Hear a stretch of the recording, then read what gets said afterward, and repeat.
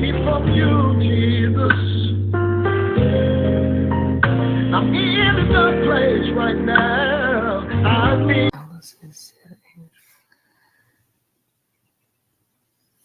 Yo, what's up, fam? We back on the Ragsdale channel. Another Testimony Tuesday.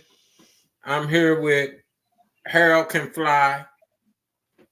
Y'all know we always trying to put something out there, informative, throw some information out there at y'all. So we want y'all to just listen and take heed and get whatever's being said. So I'm gonna turn to who are we talking to today? You tell us, bro. Who we talking to today? Man, I'm Harold Can Fly. No, that's just my YouTube name, but I'm Harold Ragsdale, Junior. I don't know. I mean, I'm 27, stay in Texas. I don't know. I'm not gonna give a biography because it's way too much. So I don't know. That's me. Well, okay. So was you raised in a 2-parent home, man? Yeah, up until the fourth grade. Up until the fourth grade. Up until the 4th grade. What Yes. part of Texas? What part of Texas you from, man? Oak Cliff, America. Now I'm from Dallas. And but after the fourth grade, around the 5th grade, I was living in Oak Cliff up until like sophomore year of high school, I believe. Yeah. So yeah, I've been born and raised in Dallas. Right. So was you involved in athletics? Whatever, you look like a big kid, man. What was you in athletics? What did you do, man? How tall are you? I'm a good 6'5". I started off with football, and then around 3rd grade, I think, I transitioned to basketball. I was playing basketball like part time, basically. I was playing basketball, and then 3rd grade, I got on. I played for the Hawks, and I actually really liked it. So I started taking basketball a little bit more seriously, but it still wasn't my main sport. And then in middle school, I should have said that. I have sickle cell. I have a rare form of sickle cell, SC. And so the doctors, one of my things is I have an enlarged spleen, and so my doctor was telling me, contact sports is probably not for you. Like, if all it takes is one wrong hit, and that can be potentially game over, you know? And so I said, okay, I can stop playing football, but I got to play basketball. I at least want to play basketball. And so my mom was in the room, me, my mom, my doctor, and the nurse, and then the nurse went to the other doctor, and they talked it over, and then they came back there like, yeah, you can play basketball, but no football. Like, it's mandatory. Like, you just can't play football anymore. We can't allow that. And I was like, okay. And they're like, yeah, but you can play basketball though. So middle school, I just transitioned completely into basketball, and I took it a little bit more seriously. But yeah, no, I'm 6'5". I like sports, like volleyball, basically anything tall people can do. I'm good at archery too, surprisingly. I'm really good with the bow and arrow. So yeah, I'm athletic, but I never I never took it too seriously. Like, when I was a kid, I had aspirations. I want to play for the Dallas Cowboys or something. But after high school, it was like, that's not my lane, you know. Okay, is this sickle cell month? What month of the year is sickle cell? September, if I'm not mistaken.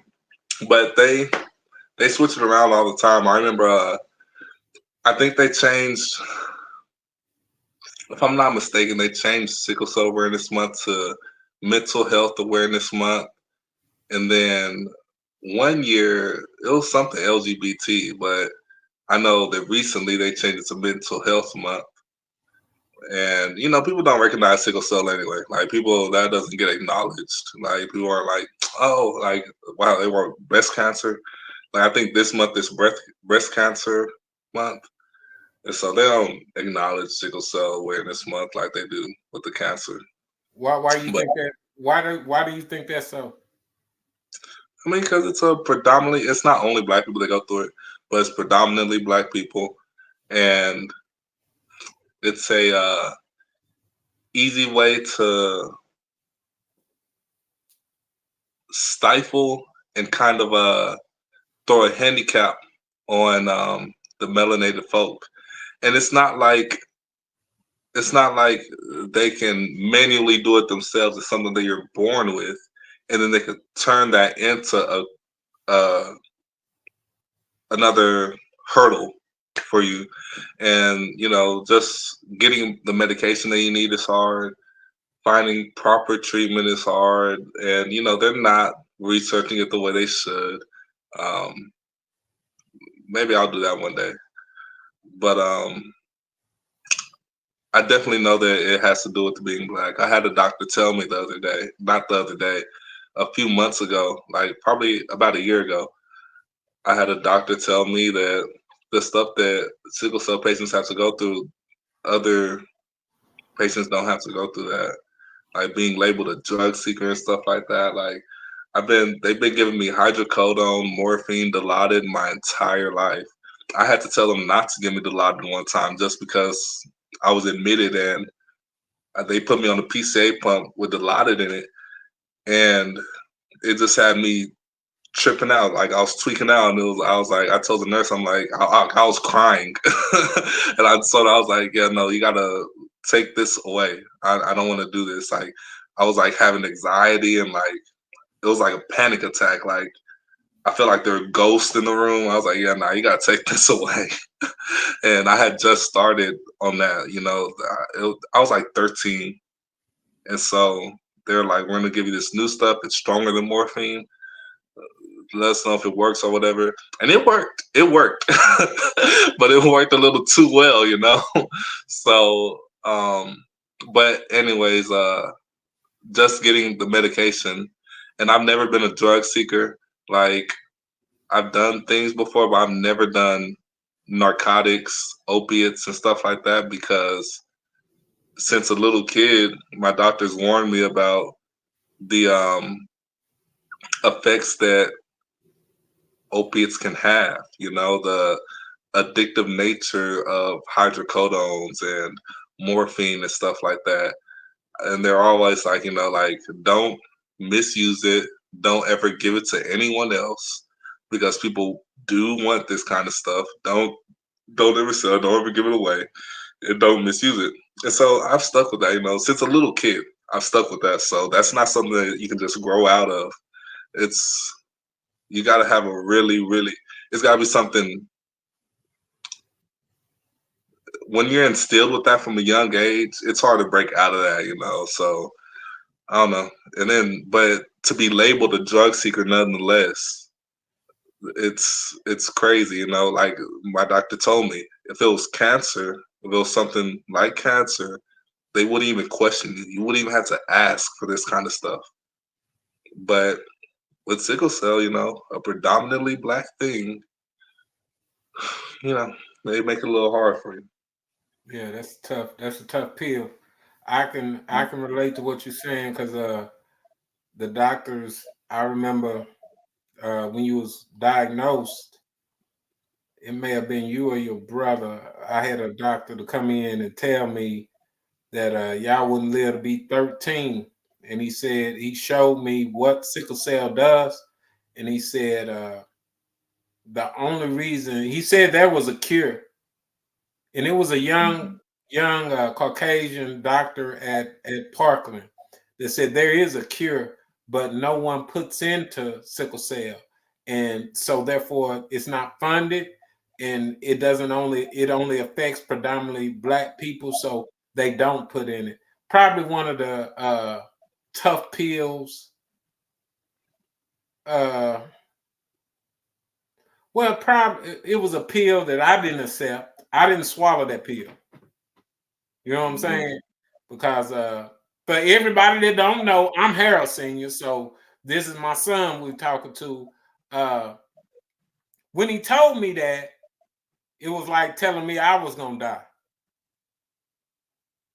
So Mhm. the first thing I said was I rebuked that. I rebuked it, and that's why I used to always tell you that you have sickle cell.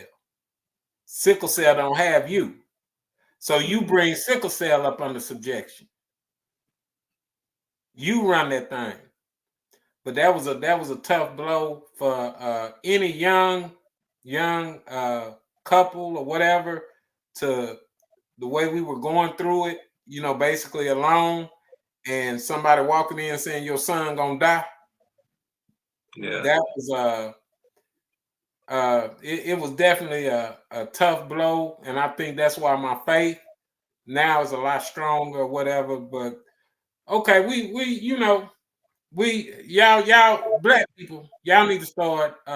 We got to get some kind of sickle cell foundation going. T-Boz from TLC has it. Uh, it could be more things done, and we're working on starting a foundation for that. But how was your? You say you was in a two-parent home until you was what, in the fourth grade?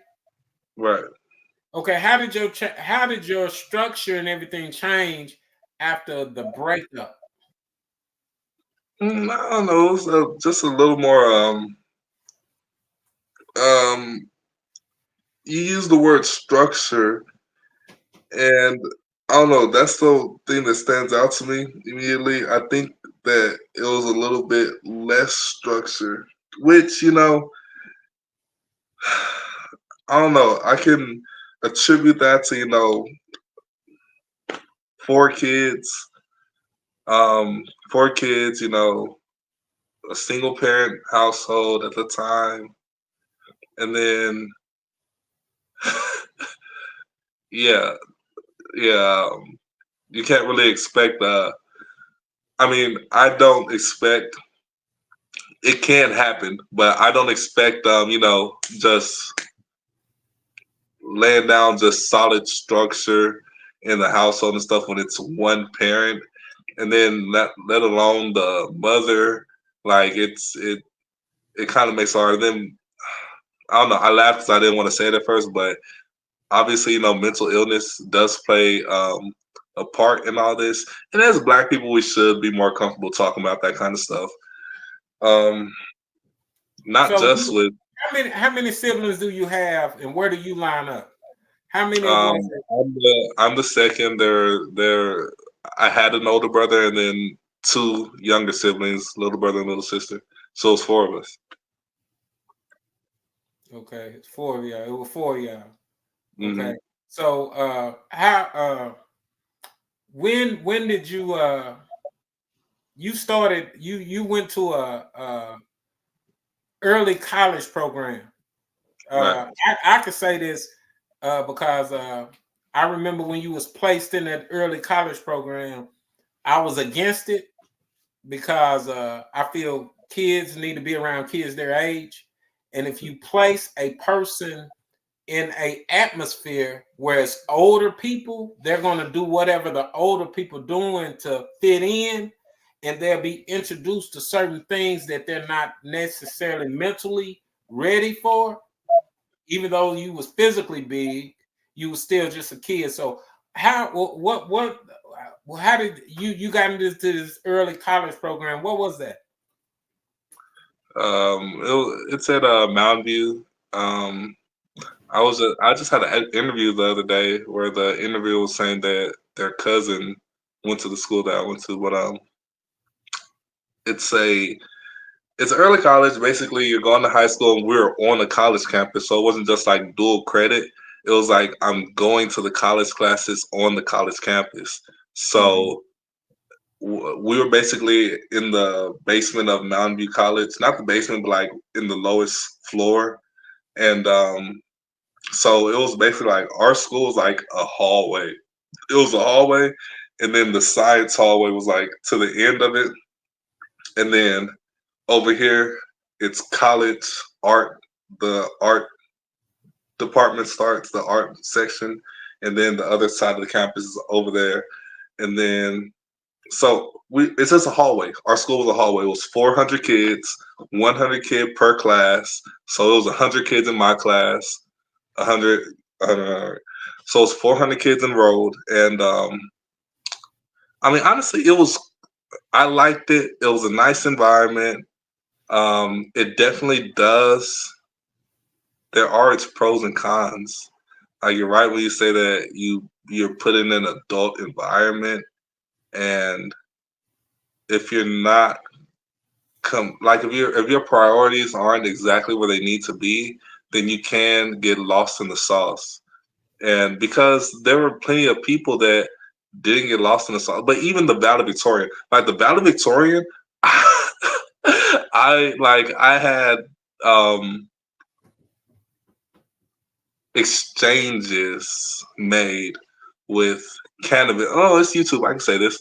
I won't get into detail, but cannabis and the valedictorian was a recreational user of cannabis, and so yeah, you could definitely get mixed into things that you shouldn't be mixed into as a kid, but it is it can be a learning experience. It can be what it needs to be. I'm not against the early college programs.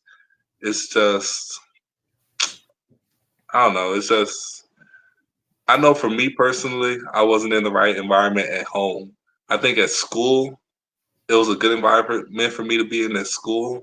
But like the fact that my grades just weren't where they should have been while I was at that school, it wasn't because smoking I was walking speed and all that. Like it's because I was going through a lot at home, and like it was hard for me to focus on school when I have all these other things going on. And then I'm struggling with mental illness. Like it was just hard to focus right. So I think that it's more of a responsibility and duty for us to make sure that home is right rather than the school that we go to is right. Because if all the parents are making sure their home is right, then the school is obviously going to be a better environment for everyone. But then, of course, there's YNs and like crash dummies and stuff like that. So it's never going to be perfect. So it's going to take Okay. a long time. It's going to take a long time, a lot of generations for things to become perfect at schools. But I think that us personally, as long as the home is right, then we can pick the right school. And whatever school you put your kid in, then as long as they have that foundation, that structure at home that they can bring with them, then they'll be all right. Okay, No. so you keep saying the home structure. Okay, so we see that you come from a broken home, Mm. and we not claiming the mental illness. That's the devil is a lie. You dig? There's people that really do have mental illness. They're not capable of even feeding themselves.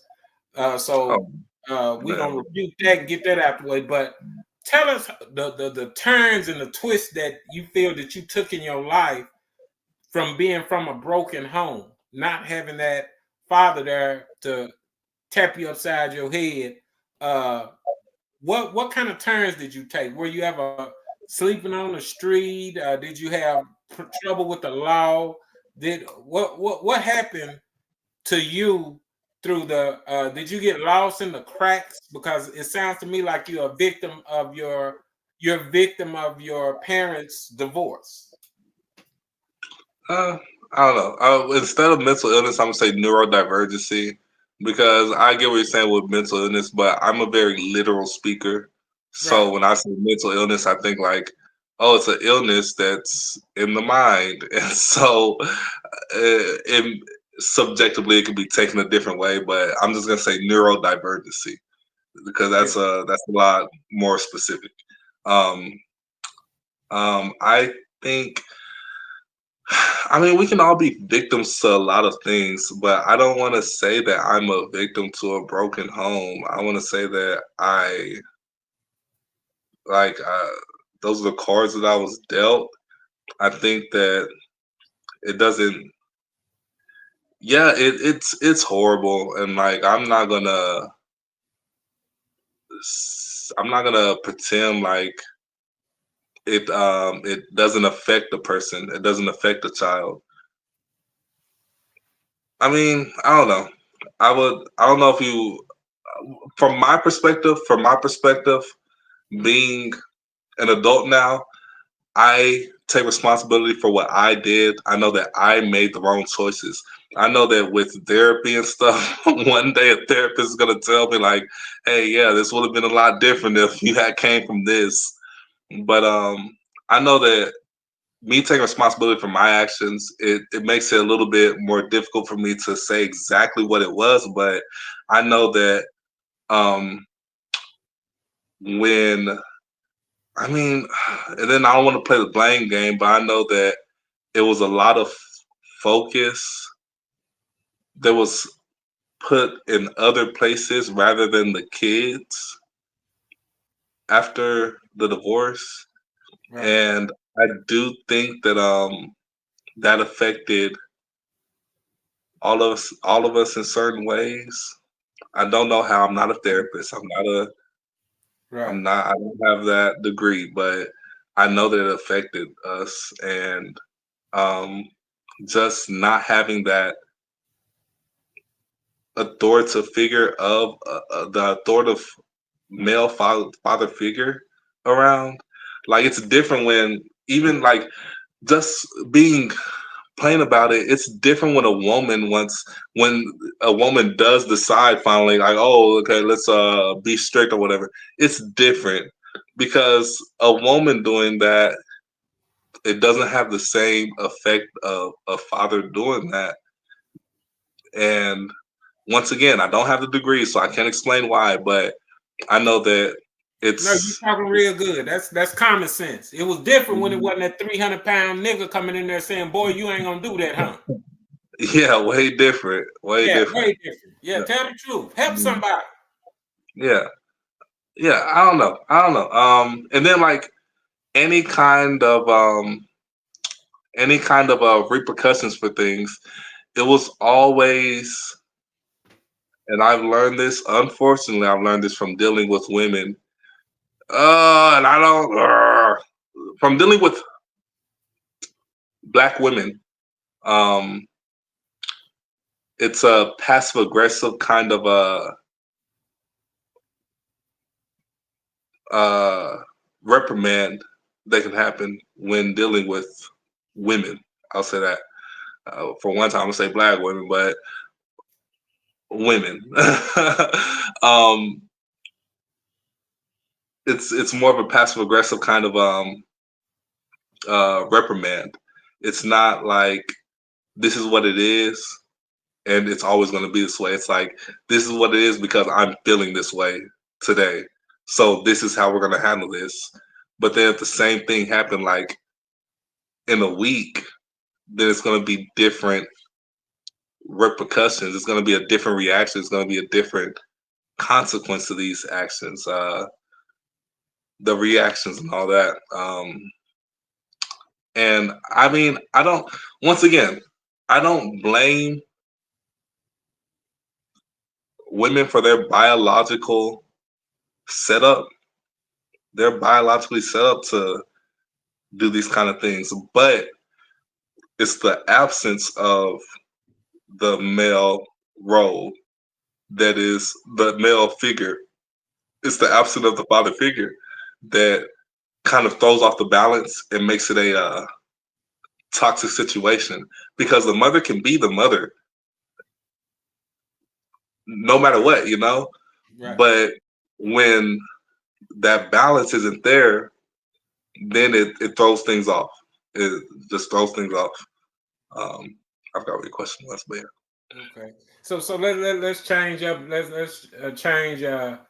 How old was you when you first started having run-ins with the law? yeah. I was committing crime. Just to be honest, I mean, I was engaging in the recreational use of marijuana since freshman year. So literally the day I turned 15, my birthday, the day I turned 15, I got brownies, I got edibles.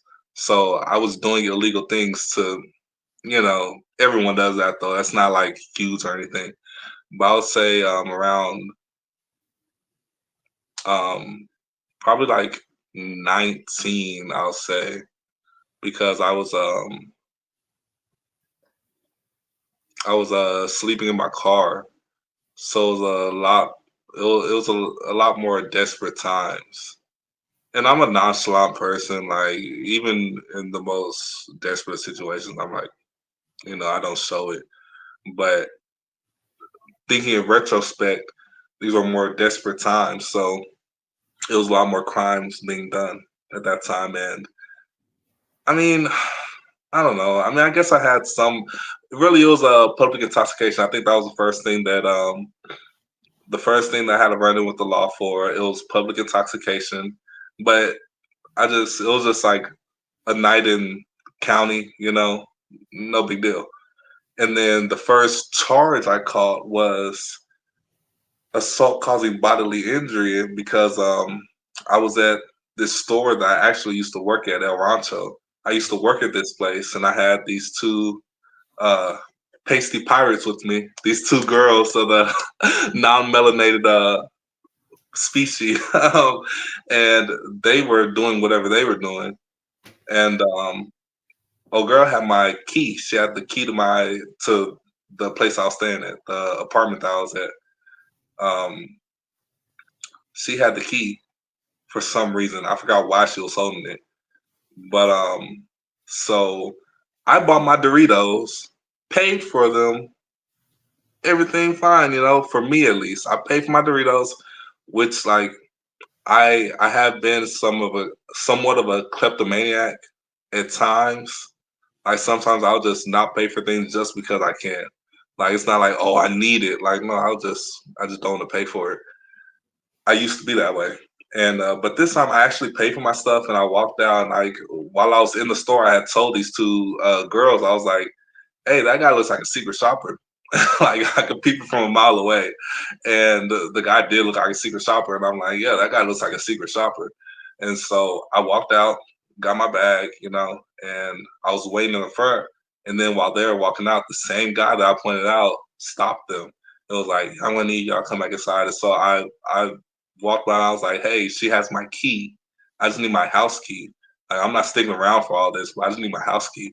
He was like, he said something to me, and I was just like, "Yeah, here's my receipt, man. I have one bag of Doritos. Like, here's my receipt for the one bag of Doritos. I just need my house key from her." And he was like, "No, we're something, something, something." So I was like, "Hey, give me my house key." And she got the house key and handed it to me.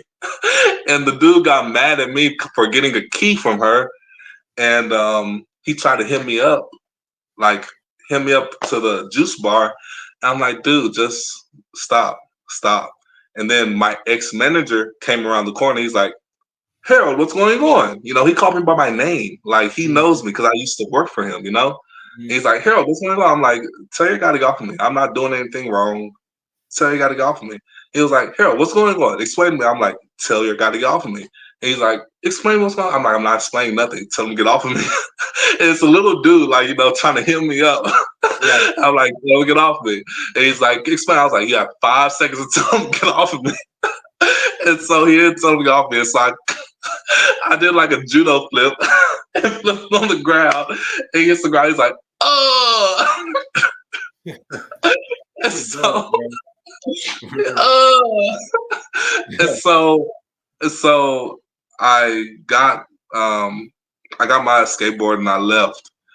And in that, I dropped my cell phone, I guess. So I had to come back. And when I came back, the cops were there. And long story short, they're like, yeah, you got to show up to court in a month. Here's the date, yada, yada, yada. I'm like, okay. I didn't show up to court. And so they issued me a warrant.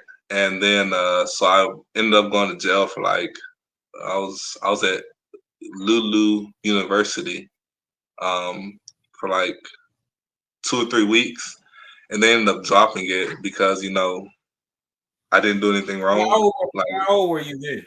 How old were you then? this was like 19. Yeah, I was 19, and like really, I should have countersued. I really should have countersued, but I was young and dumb at the time, so I was like, okay, they dropped the charges. Of course, I'm out of here. So that was my first run in, and then after that, I was still not in a great place. Like I always said, like I would rather be homeless than be in jail. Like jail, that's not the place. And so I was back out, and I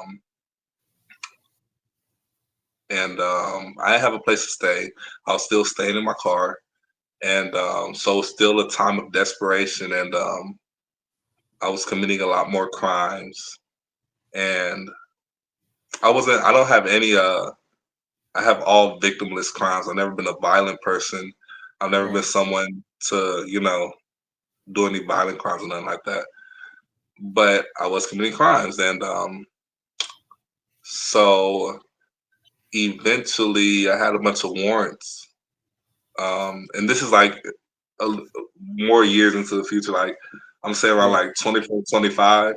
Yeah. Um, 27 now, so like around 24, like 23 to 25. It was a 2 year stint of like heavily crime influenced activity, and I had a bunch of warrants, and like honestly, I've never had a bad interaction with a cop. I still don't like the cops whatsoever. I don't trust any cop. I have no love for the cops whatsoever.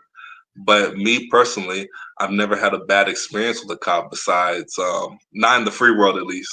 Not out Right. here. I've never had a bad experience except for this one time this black guy was trying to coach car to me. Like he was like I have my kid's seat in the back, and he had pulled me over or whatever, and I had stuff in the car. He was like, you do this with your kid around? I'm like, well, do you see my kid in the back seat? No. Like, yeah, it's a baby seat back there, but I wouldn't do this around my kid, obviously. He was like, man, you gotta do better. It's like, okay, yeah, I get it, but like you don't have to coach Carter me, man. Like so that was the only bad experience. It's like, yeah, he meant well, but it just I don't know. I don't know. It didn't sit well with me. I'm sure he meant well, but Black cop? You say it was a black cop? yeah, that was the only bad experience I've had with a cop. Yeah. Me too. Oh, I and then second that. My yeah, only bad experience was with black cops. yeah, and then another one. It was my senior year. I was actually living with you at the time when I went to the state fair with them homies. You knew about one of them. That white boy I hung out with, Tyler Amick. Mhm. You had saw him on the street one time.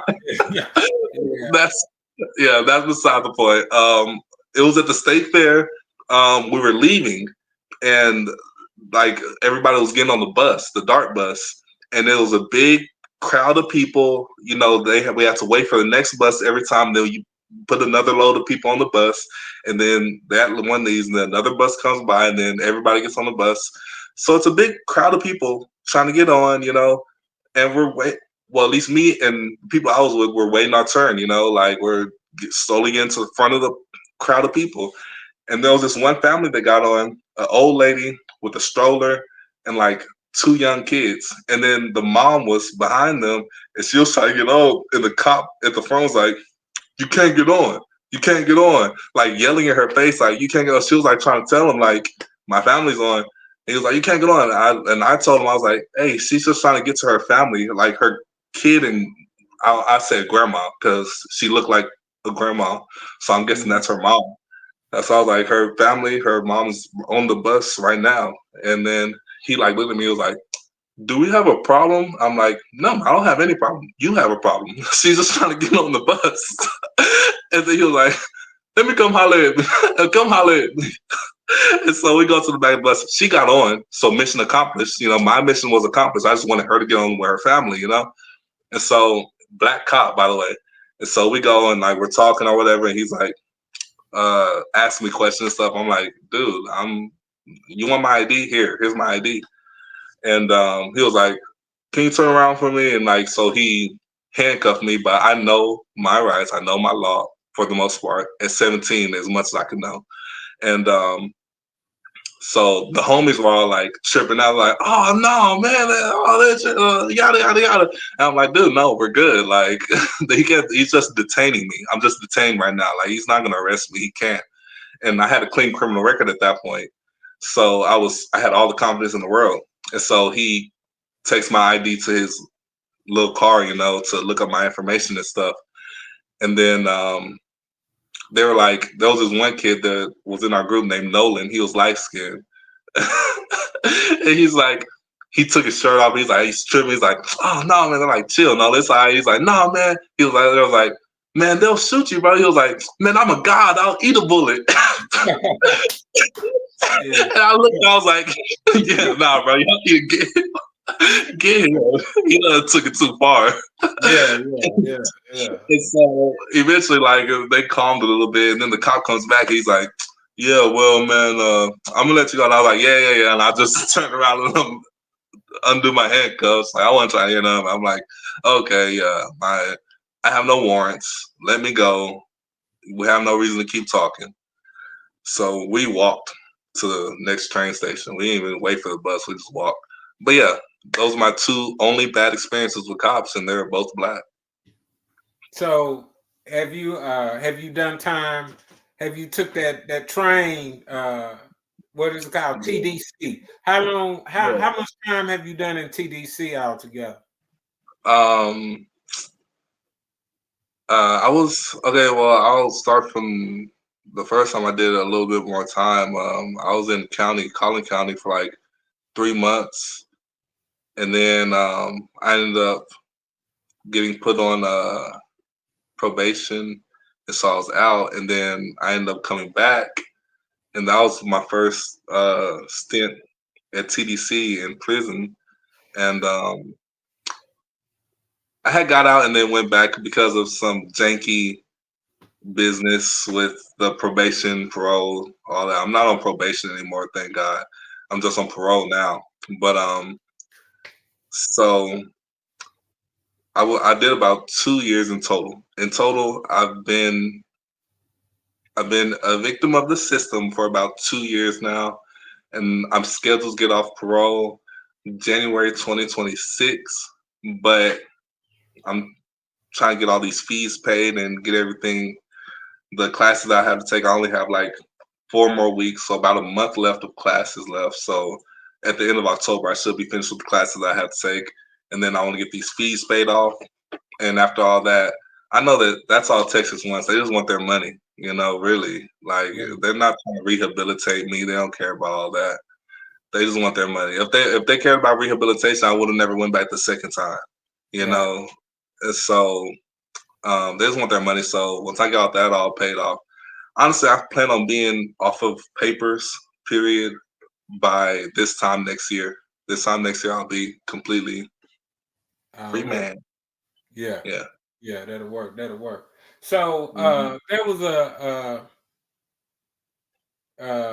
a time where you was incarcerated, where unfortunately unfortunately my firstborn, your big bro, Mhm. and before I say that, look, okay, I know earlier you said you had sticky fingers.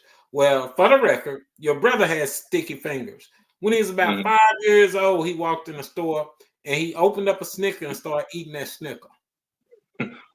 I tore his tail up right in that store. White man came by. He's talking about, "Sir, you shouldn't whoop him like that." I told that white boy, "You get all the way in this or get all the way out." He's like, "What does that mean?" I said, "You take this A whooping for him, either you shut up and get the F out of my face." Boy, that white Mhm. boy skitty on out of that door. You did? Yeah, he skedaddled. I was gonna tear that sticky finger spirit up out of there. That wouldn't have, that wasn't gonna live around me. Because I already Mhm. seen those are generational curses. Those are things that's passed on to kids. And I was definitely gonna break that down. But while you was incarcerated, we had a real bad occurrence that happened with your brother. You Mhm. uh he was in an incident. Uh, with you Grand being Prairie in, PD. huh? I said with Grand Prairie PD. Right. Yeah. Mm. Yeah. Uh, he was basically unalived by some female officers or whatever. Uh, how did that make you feel with you incarcerated, not even able to? I remember I talked to you. I believe the chaplain called me or whatever and Yeah. allowed me to talk to you or whatever. Uh, Mhm. uh, how did that make you feel? I mean, being incarcerated when that happened. I mean, I don't know. It's I mean, first off, obviously, it obviously sucks for obvious reasons. Yeah, That ain't even got to be said. But then the extracurricular things that influenced how I was feeling was my whole life. I've been very anti law enforcement. I I appreciate the enforcement of laws, yes, of course, but I don't agree with the law enforcement that we have right now in this country. So for that to be the reason, for law enforcement to be the reason that took the people that took my brother, like that was, that didn't, never did sit well with me. Still doesn't sit well with me, you know. So that was one thing, and then I was under subjection to the law enforcement at the time. So it's like it's another thing on top of that. I didn't even tell anyone why I was upset because I'm like, they might just throw me in the hole just because they know that I'm not feeling great about law enforcement right now. So they probably are going to say like, "Oh, we feel unsafe," and so they'll throw me in the hole. So I'm not even going to tell them why. I'm not going to say anything about it. I think they asked me one time because obviously when I heard them lose, I was very emotional about it. And the COs and stuff, they asked me about what was happening. I was like, "Oh, I think at first I told them my girlfriend broke up with me, which I didn't even have a girlfriend at the time. yeah, I was like, my girlfriend broke up with me, and then they said something about hearing about a death in the family, and I was like, oh yeah, my cousin, and left it at that. And um, so that definitely affected me. It had me really depressed, but and then it was weird because 6 days before he was unalived. I had talked to him on my little sister's birthday. I had called home to talk to my little sister, and they're like, "Oh, Tay's here too." I'm like, "Okay," and so we talked, and we had been. I wasn't really talking to him before then much because I thought that he stole my bag. I had a really nice Coach bag. I still have the wallet that matches the bag. It's over there, but there was a bag that I had left where he was staying. I'm like, man, he got my bag, man. He still, I don't know. Maybe in the afterlife, I'll ask him if he took that bag. um, and so we weren't talking. Oh, and then I took his shoes because I thought that he took my bag, and so I took his shoes. So we weren't talking much. But then, like, we didn't even mention none of that when I talked to him on the phone that day on my hmm sister's birthday. Like, he was just, encouraging. He was like, we're gonna celebrate when you get out. And I was like, I don't want to celebrate because it's not a good situation. It's not like it's like you don't celebrate um what you're expected to do, what you're supposed to do. You don't celebrate that kind of stuff. So I'm not gonna celebrate being free. Like, yeah, I want to do that daily. Not because I'm getting out of prison. No, I just want to celebrate being alive and in the free world daily, which is what I do. I do now. It wasn't any fanfare and fireworks when I got out of prison. Like, but it's like that for me every day. Every day it's fireworks for me because I'm out here. I'm out here. But me and him, we just had a conversation. He was saying, and I was telling him how I was working out a lot, and he was saying, because he has sickle cell too, and so he was like, it's different for you working out. Like you probably look around at these other people that work out harder than you, and probably like you feel some type of way about it. It's like you don't ever feel some type of way. Like you're stronger than those people just off of the fact that you're trying to work out. Just that alone. Like you could be in bed all day, just not caring about all that kind of stuff, but you're working out. Just that alone makes you stronger than anyone else in the pile, most likely. And he was like, so, so yeah, he was just being encouraging, and that was the last conversation we had, which is dope. Um, so, boom, that was July Yeah, 7th, huh? yeah. You said it was July 7th. Yeah, that was July 7th, and then he was unalived on July 13th, and July 12th, I couldn't sleep in my bunk. I just couldn't sleep. I didn't know what it was, and I had a letter that I was writing to you for like 2 weeks. I was writing this letter, and I had it under my bunk because I didn't know how to finish it. I didn't know the last paragraph to make. Like I just didn't know how to finish it. And like when my writing, I like to I like to perfect my writing. I don't want to just like give you Yeah, a half effort letter. Like right. so I was like, man, I don't know how to finish it. And then that night it was like 1 a.m. and I was like, I figured it out. I was like, I'm gonna write about Tay. I was gonna write about my brother. I was gonna say, I think that y'all should talk. I think there's something going on that I feel like he needs someone to talk to about, and you're the only person that he can talk to about it. Like he can't talk to mama about it. Like he has to talk to his pops about this, whatever it is. I don't know what it is, but he's got to talk to his pops about it. And so the next day on the 13th, I went to mail the letter, and I mailed it off, but they for some reason it got sent back. I forgot what they said. They're like something where they're like return the sender. So that letter never got off. But I had called home a few afters. I put the letter in the box, and so that's when I talked to them. That's when I talked to Mama, and she was like, "Are you sitting somewhere?" And I'm like, "No, I'm at the phone. I'm in prison. It's not like I can get comfortable." Right. And she was like, well, you should probably sit down. I'm already knowing, like I've learned from the movies. When someone tells you should probably sit down, it's probably something like serious, Yeah. Right. And Right. so I'm like, oh boy. And then I don't know. I forgot how they even told me, but then like she said it, and I'm like, what? Because I'm thinking like he was shot.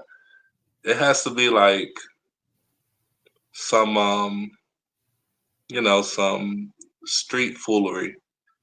And then she Right. started mentioning the cops, and I'm like, what? And then she was like, I can't talk about it. And like, so she handed the phone to Kaya, and Kaya was like trying to tell me, and Kaya's like a female me, like she's very stoic, like she doesn't like she doesn't get super expressive unless it's like just regular young people things, but most of the time she's like stoic, monotone, very dry, and so she was like, I could tell she was like reading. She probably already she probably was like emotional at the time, but like she wasn't showing it. And Right. so she's like reading the article to me. I'm like, yeah, nah, you're good. Don't even you're good. I don't need to hear nothing else. And so I hung up. I didn't even wait to say goodbye or nothing. I just hung up. And then so um that's when the COs were like, what's going on? Like one of the COs were mad at me because like I had walked out the pod and we had these IDs um, that we had to carry with us, and so I was giving him the ID so I could be out in the outside area, and instead of handing it to him, I just like put it through the thing and I like flicked it at him like that, and he was like, "Hey man, yada yada yada." I just kept walking. And went to go sit down, and then like the female CO that was in there with him was like, hold on, he looks like he's not okay, hold on," or something like that. And like she walked out there, and I wasn't trying to talk to them, so that's when, and then like my mind moves at like 100 miles an hour. So I know that like the CEOs are about to come through and ask me what's going on. So I'm like, I shouldn't tell them that a Right. death just happened over, Right. law enforcement. Right. They're gonna look at me weird. So I just said, nah, my girlfriend just broke up with me. Yeah. And yeah, Yeah. so yeah. Yeah. That's a tough blow. Luckily, not luckily, but I was blessed to connect with Tay. So he was coming over to my place a whole I got to cook Mhm. him dinner, got to sit down, get to know him as a person. We got to catch up, got to iron out a lot of stuff. You know what I'm saying? Got good Mhm. conversations with him. It helps because it was long needed, and hopefully I pray to God that he got peace out of it. It wasn't all peaches and cream. Yeah, of course. We had some drag outs, and I just kept telling them press reset, press reset. And but we was back in communication before that happened. And I don't like what happened. I don't like the way it was handled. And for all the YouTube people, for that black ugly crumb or whatever, you black punk, just because somebody don't, it's not a big publicity stunt and you ain't all in front, you still need to help your people. You sorry, black, egotistical, sorry runt. He is just I mean, dude. But I'm gonna leave that. We're gonna get off that. We're gonna get off that. We're gonna get off of that because because it didn't get the media attention. They painted this big old picture about this young black man that was all this and all that. He was fresh out the hospital from a sickle cell crisis, so he wasn't that strong of a threat. Anybody with any kind of common sense knows that didn't have to happen. But I'm gonna leave that alone. I'm gonna leave that alone because I don't want to be on here. But I know you're a stroke survivor. Uh, Let everybody know this stroke that you had. I think you was in the halfway house or whatever. I know when I went to see you, they said it was a bad. When I fought my way in the hospital to see my own son, uh, Mhm. they was talking like you might not walk. I see you walking. You might be uh, partially paralyzed or whatever. I see that ain't happening. So I give all honor and glory to God. And when you was born, I gave you back to God. So that's why I tell you, I always got the victory. All you got to do is walk into your victory. Because I'm that father that admit I stuck my thing in his mama and I wasn't mature enough. Just because you can make a baby don't mean you ready to have a baby, men. We need to wake up. More people need to tell the truth. But anyway, talk about this stroke, man. Tell us about that before we get out here. Yeah, I had a stroke. Well, multiple apparently. Like I don't know what it was from. I think it was, and shamefully, I think that it derived from some kind of fentanyl intake because like I said, I was fresh out at the time and extremely stressed. Um, and I was just not in the best place whatsoever, and so I had decided, and this is all for entertainment purposes. Of if my parole officer sees this, um, Then don't so then don't say it. yeah, yeah, I had I had done some things, and it was like I think that affected things, and I had ended up in the hospital. I had like a stroke that apparently. So I wasn't there. I had a stroke, and so I was losing oxygen apparently, and so their main thing was keeping the oxygen flowing, and I was having trouble breathing apparently. So they had to give me this weird thing that helps me breathe and also feeds me. Like they're feeding me through this tube that they had like all the way Hmm. to me, and it was helping me breathe. And then they had another one that they were feeding me through, and apparently, like I was in a comatose state, and this was like for a minute, like for like probably like a week or a couple weeks, Yeah. Yeah. and so. And I was still having strokes while it was happening. Like I was having multiple strokes, and my blood was apparently sickling very heavily, and so dad gave me blood transfusions, and I've never accepted a blood transfusion in my life for some reason, whatever. And so if I was awake, I would have accepted it, but I don't blame him for that at all. But so they were giving me blood transfusions to keep my blood from sickling, and I don't know, a lot of things were going on with me while I was in this comatose state, and they were going to schedule me for one of those holes, the holes Hmm. they put in me to help feed me and stuff like that. Yeah. And so I was scheduled for that, and the day that I was scheduled for it, the doctor didn't show up to work for some reason, and so they had scheduled it for the next day. And I woke up that morning. Luckily, I woke up that morning. And so Hmm. they're like, okay, well, I guess we don't have to put the hole in him. I guess, he can, we can make sure he Right. knows how to feed himself. And so, oh man, thank God for that because it already sucked. But with the hole in my neck, I don't know if, mm, mm, I don't know if, ooh. Yeah, um, so it took a little minute for me to finally get my bearings straight. Like I've seen like I think I saw one picture of me, and it's like, ooh, I was not all there, and I don't remember any of this from when I woke up and stuff. Like I don't remember any of that. Like my mom tells me, like, oh yeah, no, there was one nurse that she's told me I want to go to Presbyterian. I need to go to Presbyterian sometime soon and just find the nurses that you know really cared and helped with me, and I need to see them, let them see me walk in and be perfectly coherent, and Right. it looks like this never happened to me. Yeah. And I just want I want to thank them and all that, let them know that I appreciate that. And so there was one in particular. She tells me there was one in particular that was like super invested in me. He was like, "Yeah, we're the same age, and like this could easily be me." And like he just cared a lot.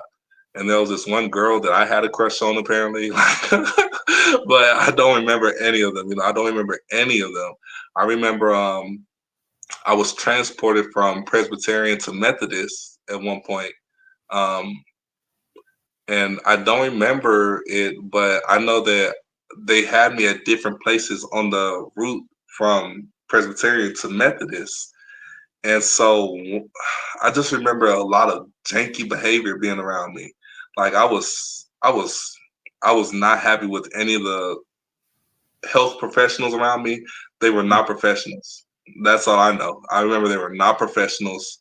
Um, They were health workers. They were not health professionals. And I Right. was good. Like I don't curse people out. I'm not mean to people. Like I don't care how sedated I am. I don't care how inebriated I am. I'm not rude to people. These people, I couldn't care less how I made them feel. Like I was really turning up on these people. But I was inebriated too. So you know, um, they're probably just taking it as, oh, he's off the drugs, he's off the medication. So like, no, I was genuinely Yeah. offended by a lot of the things that were going on. And I don't know, I wasn't all the way there, so I can't remember certain things, but I know there was a lot of unprofessional activity. And so boom, I eventually made it to Methodist, and that's when I finally started getting my bearings straight. I finally was like able to coherently speak, like, just remember things and like the things that like, oh, I actually remember what I ate for breakfast type situation, you know. Mm-hmm. And they put me in physical therapy, and they're saying how I was progressing really fast. And like my first doctor's appointment, like when I walked in, they're like, the doctor was like, "Man, you look good, man. I didn't even expect for you to walk in." He was like, "I didn't expect for you to walk. I thought you were gonna be wheeled in." He was like, I'm surprised that you're even walking. You look so good. Like you look fine." He was like, "From the notes that they have in here, like I didn't expect for you to walk in on your own." I'm like, "Yeah, no, I'm good, man." Mm-hmm. And so I don't know, like I got over the walker really quickly. They had me using a walker. I mean, I was very off balance for a little bit. Um, there were effects, obviously, and but even now, like I always told people, like I told my doctor, my physical therapist, like I told her, I told my mom, like I don't consider myself 100% fully healed until I can do a cartwheel.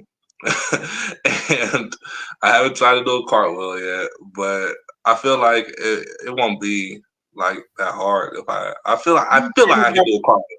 Boy, Yeah, I I ain't feel never like been able to do no car wheel.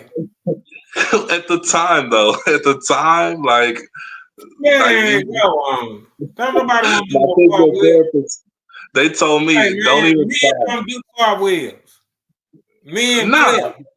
We roll on a football hammer. nah, I Remember never we been able to roll on flip. a football hammer. It's called rolling stick. Yeah, nah, I never You been know, able to flip. you remember the Oklahoma drill when you were playing Yeah, football? yeah, You yeah, stand, you roll. That's what I'm talking about. yeah. I ain't never been able to turn a flat flip or a cartwheel. I was a fat kid, man. Girls turn cartwheels, man. Men rolling stick. Don't try to do no cartwheel, man. That boo. That's boo. Okay, dude. I feel like I could do one though. I feel like I could do one, You think you and can do I one? am not like that, but How huh? much you weigh though? How much you weigh now? This the most I've ever weighed in my life. I weigh like 240 right now. 240. That's a pretty Yeah, good size. Pretty good size. Oh, before we get out of here, you have kids? yeah. I have two kids, two boys, 1 7, 1 4. Oh yeah. Mm-hmm. What's their names, man? Carter and Levi. Carter's in the second grade now. Levi's like pre-K kindergarten age, I believe. Are you active in their life? Yeah, but I'm not as active as I want to be because I'm not like first off they're not living with me. Second off, like I'm not able to.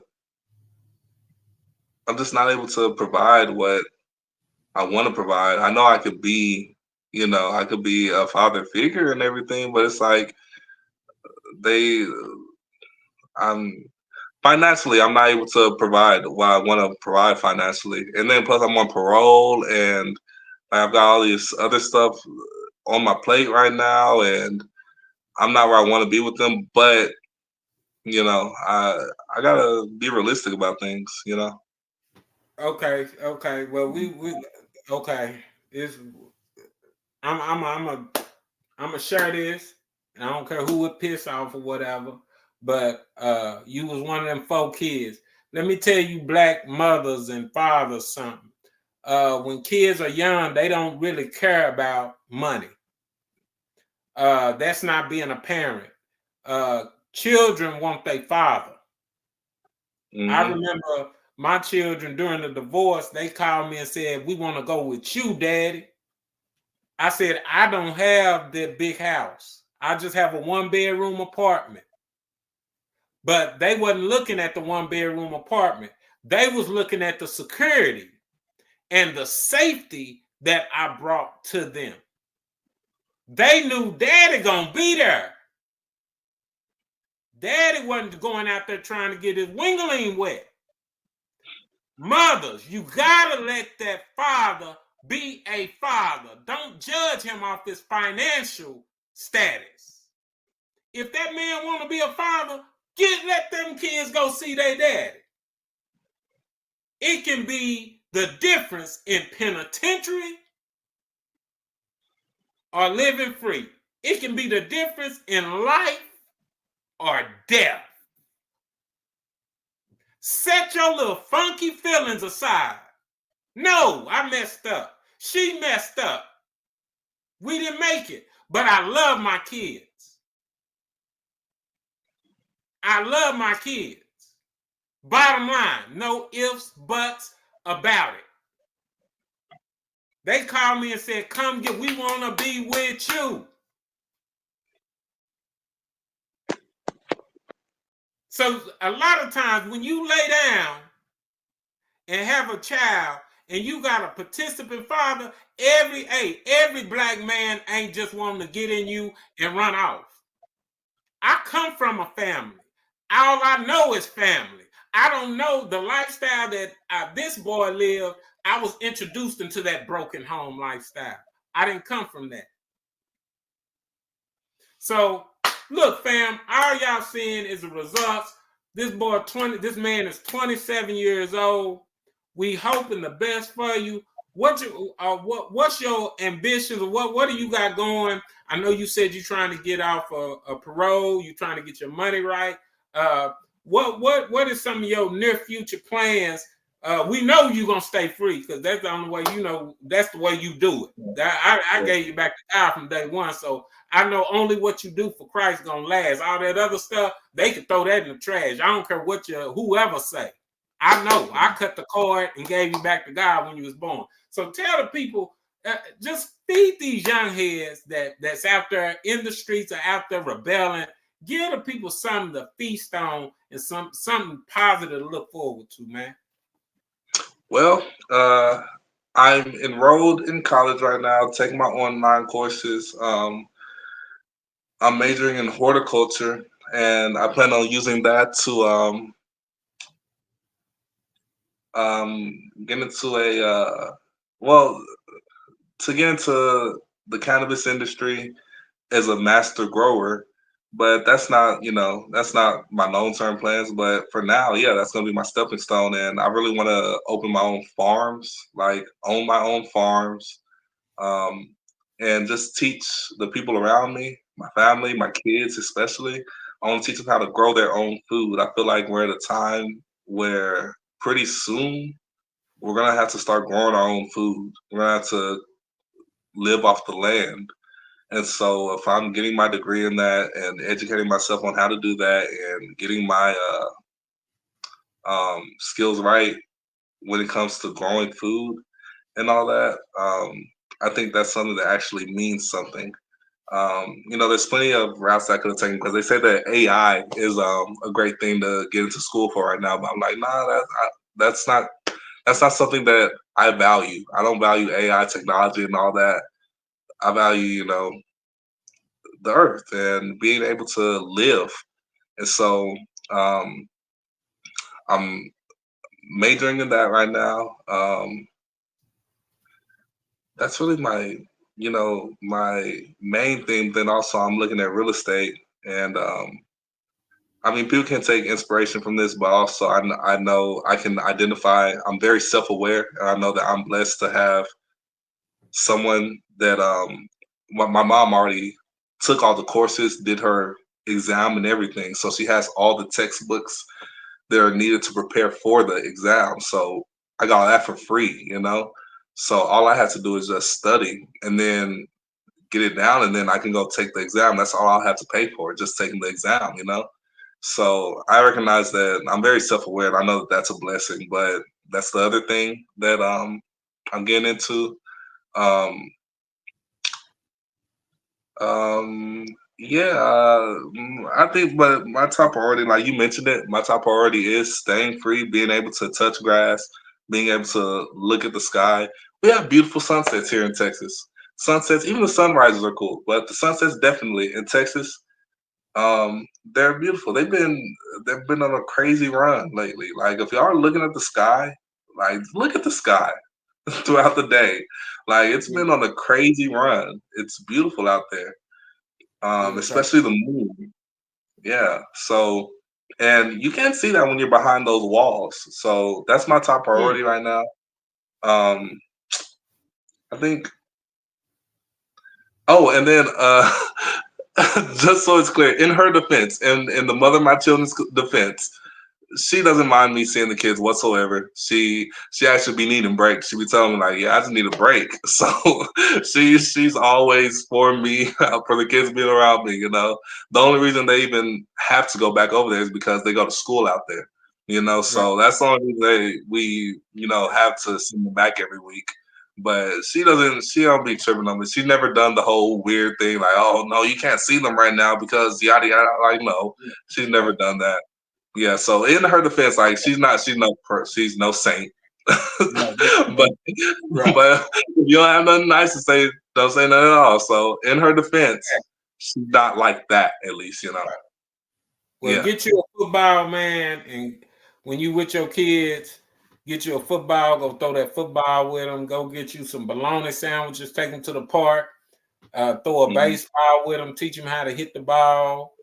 Football. Throw the football. Play basketball with them, man, and just setting these sandwiches with them because that'll be the time that they'll remember the most. They could care less if you got $1 in your pocket, bro. If anybody worried about dollar, that's somebody else's issue. So spend quality time. You know what I'm saying? Only what you do for Christ will last. All that other stuff is not important. Now, when everything broke down, I don't know whether I ever told you this or I'm going to say it in front of everybody. When everything broke down, I don't think I sat down with you. I sat down with your big brother and I explained to him what was about to happen and I apologized. So, right now, I want to tell you, as a father, I dropped the ball. And I ask you to forgive me for that. I was young. I didn't do everything right. But I love you. I always did. I always will. But I'm not perfect. But I serve a perfect God. And it's a blessing to be able to just talk to you and tell you, say, man, I messed up. I'm sorry. But don't let nobody ever tell you I don't love you. All right, bro? All Yeah, man, you did fine. You did fine. right. I've been So, happy. You hey, did fine. man, Yeah. this has been testimony, another testimony Tuesday or I love you whatever. too. I love you Most too. definitely already. So y'all, Yeah. y'all let your young heads look at this. Hopefully, this will help some fathers and sons or whatever. I hope it helps some women or help somebody. So we gonna get out of here. You got anything else to say before we go, bro?